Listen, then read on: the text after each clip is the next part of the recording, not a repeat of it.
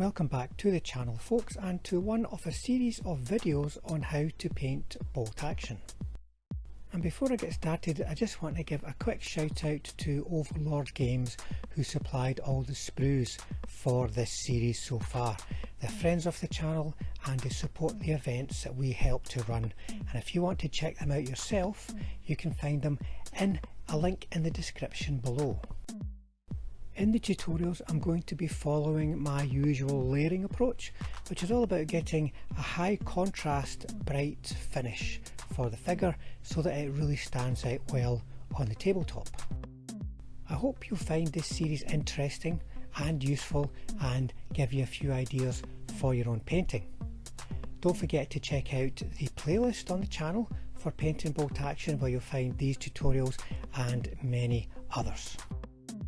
For each guide you will find a list of the paints that I used in the description, and if you've got any questions just stick them down in the comments and I will get back to you. Looking for help in painting your wargame collection? Well, here at Panzerschüler we have 15 years experience in offering commission painting services. So if you have a project in mind and you'd like to discuss it with us, then get in touch at the email address you'll see on screen just now. Our schedule is always busy, but we're always looking for new customers. We paint full time, which means when we start your project we're 100% committed to that project and won't start another one until it's done. Our clients can be found all over the world, so we're very experienced in making sure that your completed project is properly packed and safely sent on. If you would like to know more, get in touch by email. Give us some details of the project that you're planning and we'll get back to you with a quote and potential indication of timescales. Thank you for your time. Now let's get back to this painting tutorial. Now let's make a start and get painting. The subject for this guide is the Francis S. Curry figure that is given away with the new version 3 bolt action rulebook. And quite naturally it's a great subject for a guide on how to paint US infantry. I'll be following my usual layering approach, which starts with a layer of shade.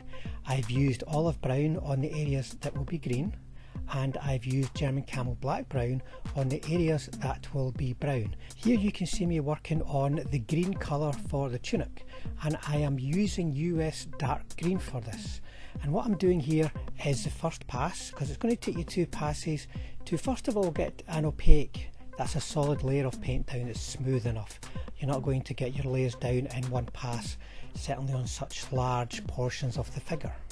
And what I'm doing is mapping out the shape of the figure, because the layering approach is intended to create the greatest amount of depth and contrast with the least amount of effort. So I'm picking out all of the raised areas, for instance in the folds of the uniform.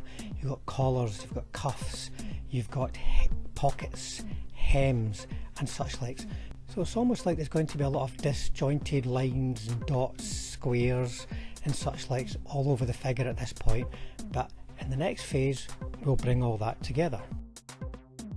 And here I am finishing off this main layer of US dark green by basically joining up all of those dots and blobs and such likes. Now it's very important when you're doing this that you are setting the level of shade that's going to be left when we're done. If you leave too much shade, then it's going to dominate the final look, and as I might stress at later points, shades and highlights are accents to the main colours that we're using and shouldn't dominate. They're just there to create depth and contrast. So after I've joined everything up, I'm going to start doing what I call cutting in, which is just painting in to the shade lines so that they are quite finely defined in the deepest recesses of folds, you know, defining hems, pockets, collars. And as you're working through the stage, you'll really start to see the shape of the figure coming together. You know, the different elements of the tunic will start to stand out against the background of the figure. And if you think you've left too much shade further down the line when you're painting, well, because we're doing a nice simple layer approach, we can just cut in at that point. You don't have to repaint the whole surface. You've got a lot of control when you're just painting simple layers. Now we're ready for the highlight, for which I'm going to be using green grey. Now I've already used that as a layer on the ammo pouches and on the gaiters. Hopefully you can see that on the figure just now, and I'm going to be using it as a highlight colour. I pretty much use green grey for most, if not all, of my green highlights because it's a colour that lightens, therefore gives a highlight, but it doesn't brighten. We're not using a brighter colour of green, and hopefully you can see how the edges, the shapes, the high points are all starting to stand out strongly against the contrasting shade. If you were to use just a brighter green, you would get a similar effect, but it would be quite different in as much as it might sort of just give a neon brightness to the edges, and that's not what we're after. You'll notice I'm painting thin lines, especially where we've got little objects that you want to frame, such as pockets and collars. So the paint has to be right on your brush. It has to flow off in one single opaque pass. If it flows off too thinly, it will spread over the surface a little bit and you won't get that sharp layer that we're after. If the brush is too dry, it will drag off, which then will give you a rough, broken, ugly line that once again won't be accurate and tight enough for what we need. With just a little bit of practice, you'll be confidently completing this stage. And with the addition of these small controlled highlight lines contrasting with the small controlled shades, we're going to get real depth. Hopefully you can see that just now. The shape of the uniform is standing out really boldly, really strongly, and what's more, it's going to look good on the tabletop. Now, to highlight the green-grey elements, that is the pouches and the gaiters, I'm going to use Splinter Camo base from Panzer Aces. It's a sort of a stone white sort of colour, so it's quite light, but it's not too light, and it's just a good complement. I'll give that lighter edge that we're after for our highlighting. Now on to the trousers, and if you recall, I've got a shade layer of German Camo Black Brown. The colour I'm going to be using for the trousers is US Field Drab, and you can see here how we've got quite a nice contrast starting already with that dark shade colour. Just as with the tunic, we're going to make two passes, the first pass being to map out the general shape of the trousers. Now at this point I'm also going to use the US Field Drab as the shade layer on the pouch and the strap that goes across the chest and back. We can save ourselves a bit of time by simplifying our palette. In this way we don't have to look for, find and then employ a different layer as a shade colour when we're already using something suitable, because it's just the shade. Remember, it's just an accent, it's not the main colour.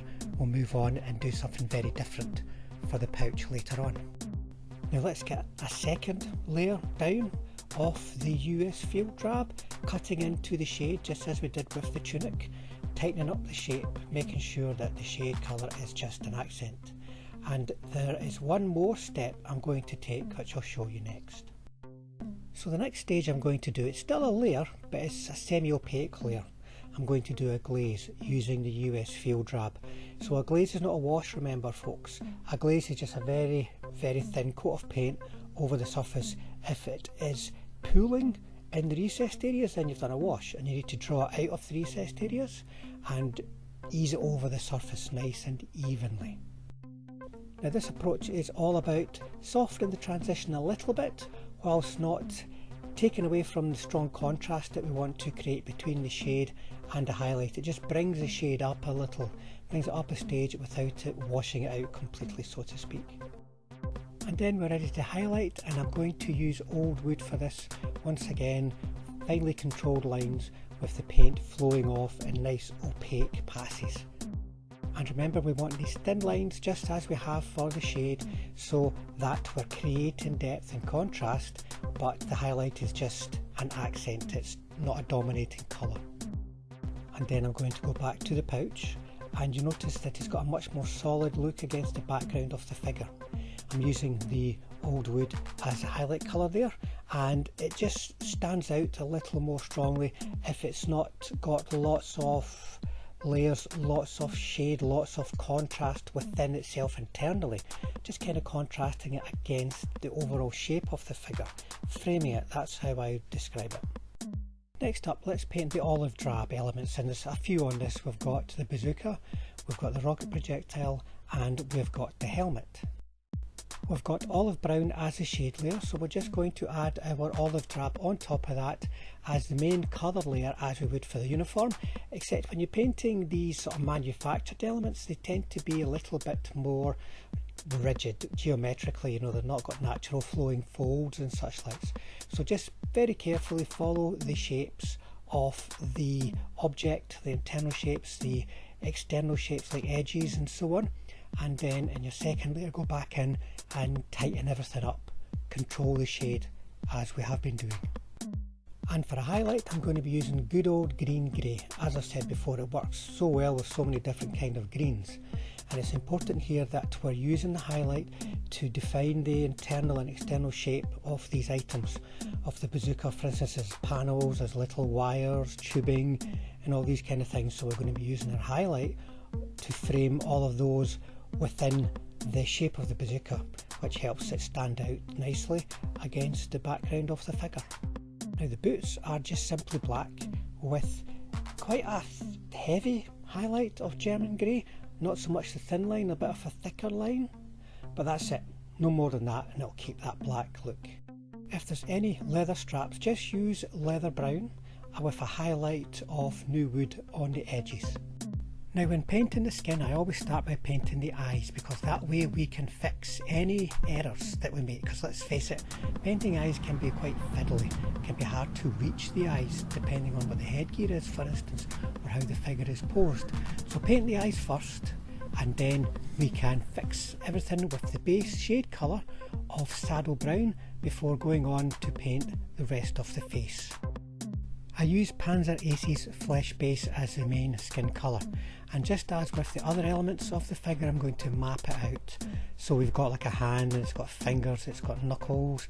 If it's an open hand, you've got the palm, and then of course you've got the face, which has got like nose, brows, lips, cheeks, ears. You know, create those shapes. People are going to recognise those shapes, and it's going to really help them stand out if you can focus on those elements. Then another pass, just as before, to get a nice opaque layer and control the amount of shade that we're leaving. It's particularly important here because these elements are so small. If you leave too much shade on the fingers, for instance, it's going to be tiny little sticks. Too much shade on the face, it's going to just look too weird and dark. And then to highlight, small amounts of flat flesh. When you paint the face, for instance, you've got the brows, you've got the nose, the bridge of the nose, lips, the cheeks underneath the eyes, perhaps down, depending on how it's sculpted, perhaps down the side of the mouth too. And once that's completed, it'll just be on to basing. One other thing you can consider is shoulder patches. If you're going to do that, I recommend that you get yourself some transfers. There's lots of nice sets out there. You'll get a much nicer, crisper finish rather than trying to paint them by hand. And that's us done for this guide, folks. I hope you enjoyed it and found it interesting. If you'd like to see more, don't forget to hit the subscribe button and hit the bell button, because if you do, that means we'll definitely see you all on the next one.